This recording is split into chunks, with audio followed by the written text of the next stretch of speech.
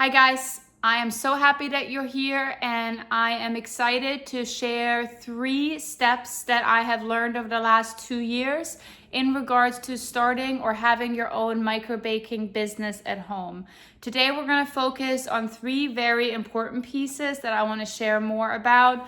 Number 1 being, how do I prepare 600 pieces of dessert for every single market? What has been something that I've been doing to be successful in that? Typically, I make between 25 to 3,000 per market, and so it's been very, very successful for me. Number 2 is marketing. I want to share some things with you which I feel like many have not shared about on YouTube or in other ways, about how to really stand out with your baked goods. And then lastly, I also want to talk to you about why you should consider selling at a farmer's market and the benefits and how you also could get into a farmer's market. If you want to learn more on how to start your business and all of those things, like the license that's required, the insurance, all those things, I do have a free resource available on my website. It's under one of my blog posts, and there is a free ebook that I created for anyone that might have questions, including all of the links of the equipment, everything that I use for my own home baking business. But today, I wanted to take a little bit of time to share a little bit of a different approach with you. And something for you to consider in knowing how to be successful. Okay, so let's start off. We're gonna start off right now with marketing. Now, I'm sure that's something that you don't think about when you are starting your micro bakery or your baking business from home. I'm a mom. I have 2 girls. I stayed home with them. And so that was kind of like my way of supporting our family financially, but it was also a dream of mine to sell authentic German baked goods to people. Now, when we get to marketing, my number 1 and first suggestion is, in your first year, you do not need a website. Do not spend money on it. I did spend money on it. I wasted my money on my website. I had no idea about websites. I had no idea what that even entails. And so I just thought I have to have something online. I got 1 order off my website for a whole year. I got most of my orders through Instagram and word of mouth. And so it's just something for you to keep in mind. Now that I'm starting with the blogging and I'm actually learning about websites and even being found on Google, my big advice is, don't waste money. Don't focus on even like your logo in the beginning. Yes, you should have something. You should figure out a name, all of those things. But honestly, I started with a logo and now it's 2 years in and I have to redo my sign because I got it all redone, because you're gonna just change as you're going and you're learning. And so really it's just get started. Now, with marketing, one thing that I think really helped me stand out from others, and I don't mean that in a prideful way, but something that I wanna pass along is, you don't need a lot of money. You don't need to have a fancy setup, a fancy camera, but take good pictures, right? So I bought a $40 cheap backdrop, and I just have all these beautiful like windows. You can't see it right now. I can see it, but I started taking good pictures. Now, I still have so much to learn about food photography, and it's very, very hard. But all I'm trying to say with that is, take good pictures of your product. Make your products appealing, because as we're going to talk about farmers markets and getting into farmers markets, it's really, really hard to get into a farmer's market as a micro baker. And so the reason for it is because it's the only place that we can sell, right, with the cottage license. And so, I mean, some states are different, but here, at least where I'm at, so it's a crowded space. Everyone wants to get in. And the one thing that I heard is, we have so many bakers, and it's really difficult to actually get into a market. So think about, how do you present your products in a way that is appealing?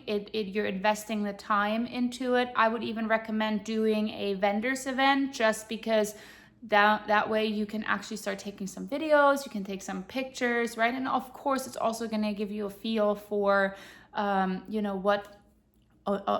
going to give you a feel of what it's going to be like to sell at a market or anything like that. So that's something to keep in mind.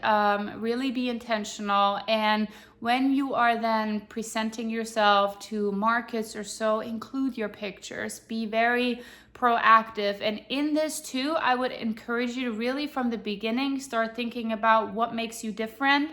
Why do you stand out? Why are you different than this baker, right? Because it's not to compare, but you really do have to think about these things in such a crowded space right now. So that would be my one tip, really, like focusing on your pictures, focusing on your marketing. Use free tools like TikTok, Instagram, Facebook, right? Whatever you feel comfortable with. I felt very uncomfortable with all of them, but I had to learn and I'm still learning. But put yourself out there on a free platform and start there. So that would be my number one tip. Second tip, why you should consider going to a farmer's market. I didn't know anything about farmers markets when I first started off. I went to them and that was kind of it, right? I was very blessed to be able to get into the number one farmers market in New Jersey. However, here is kind of what I would advise you to do with the knowledge that I have now after 2 years of being in this and what I would recommend. Now, if you live in a neighborhood where you can do porch pickups, that's great. Do that. I think that's an awesome way to engage your community and you can just share with people naturally, organically.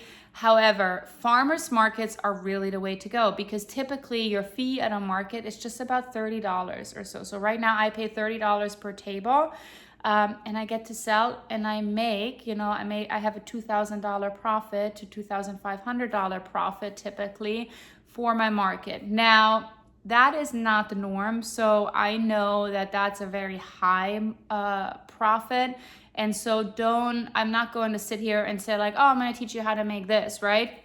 However, here's a couple of things that I would encourage you to consider, right? So selling at a farmer's market would really help you to concentrate your efforts, right? So when I did individual orders, it was kind of very sporadic and it was also kind of like a time, it was inconvenient, right? Because it's like you get an order, I have to bake this cake, right? When you are on a schedule for a market, you are focused in on that time, you're selling and it's 1, 2, 3 and done.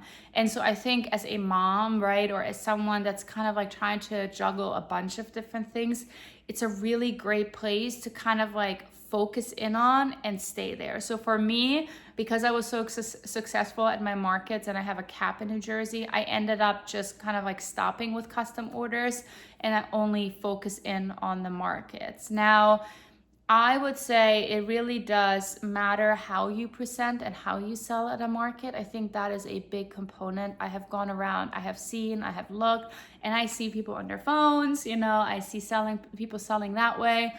Don't do that, right? You have to be engaging, you have to be standing, you have to be smiling. Those are all important pieces that will build a relationship with your customers. You will stand out. I also was very intentional with kind of like my color scheme. So I went all German, right? So my stand is bright and you can see it and it stands out.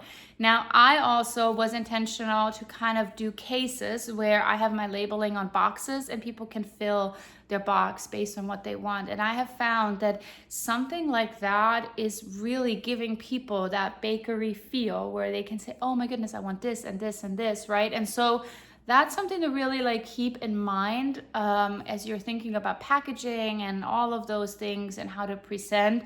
I have found that selling by the slice is always better than selling as a whole. Now, this will vary based on your market as well, right? Because there's some markets where people just come in and go. However, the market that I am at is very much a hangout place. So people want to go, they want to hang out, they want to eat a little bit, then they want to take something home. So you want to think through those things. Now, how did I get into the market? I emailed probably 10 markets. I got a lot of rejections. So this is not like it's a perfect, oh my goodness, everyone loved my stuff. But the one thing that did make me stand out and everyone said was your stuff looks amazing and we want to know more, right? So, or I got your stuff looks amazing, you're too new in this, get some experience and then maybe reapply or so. So keep those things in mind. But put yourself out there, call the market. I would first send them an email. I would show pictures. I would appear and show that you are responsible, that you will be committed, right? And then the second piece is call them, right? Follow up, be intentional. You want to put yourself out there. That's going to be the most important piece here. When you're selling at the market, right, that's gonna, it's not gonna be easy work. It's gonna be exhausting. So kind of like learn as you go. It's going to be a new experience, and at least the market that I am at, because there's such a high volume traffic, it is very exhausting. Okay, last thing that I want to share with you. The third part that I think is also really important, and I forgot it, so I made notes because I'm doing this video, okay, is how to prep. There we go. As I'm talking, I'm forgetting things. How to prep. This is probably the number one question that I get all the time from many home bakers. I've had people on Instagram reach out many times asking me, and I've even was asked by a couple of people, hey, can you do a video on how do you prep all that you're bringing? If you've seen me on social media or anywhere, and you've seen my market stands, I typically will have like 5 giant like food bins, you know, completely filled, plus like more boxes filled with like homemade breads or so. So typically for every market, I bring about 500 to 600 pieces of individual desserts or bread. So it's a lot to do for one person. Now, here is what I have done. I definitely have a focus where I am going all in on these market dates, and then I'm stepping back, right? This might not be your story because maybe you will not be selling as much and it's a very different market. Those things all vary. However, here is kind of what I do. So I have decided over time that I like to have a schedule where it's 1 week on, 1 week off. Now, when you start off, you can't really pick that out. So you're gonna have to kind of just like really hustle and grind and push through, right? However, once you're kind of getting into it, right, and you can kind of like map out your schedule, what I have decided is that Fridays is my bake day. And so on Fridays, I either bake, you know, and prep, or I bake before the market, right? So it's either Friday is my market prepping day, or the Friday that I'm off, it's just my prep day. With that being said, what I would share with you also is think about what can you do double and create it in a different way. So in German culture, we use Milbteig, which is a shortbread crust, a lot. And so that has been my base because it freezes really well. So you want to think about what can I use and use it in different ways, and what can I freeze, right? Think about those two things. Those are really, really important. Okay, what can I freeze? This is important because you do have to freeze things. Now, I will use my shortbread crust and it will be a cookie. It will also be the base of a cake, and it will be the base of another cookie. So 3 ways that I can use it. I prep it and I freeze it until it's ready to be baked. So that's a big piece. So I also will prep things like my streusel. I make my streusel filling, you know, that I have to put on my crumb. I'm gonna drink a cup quickly.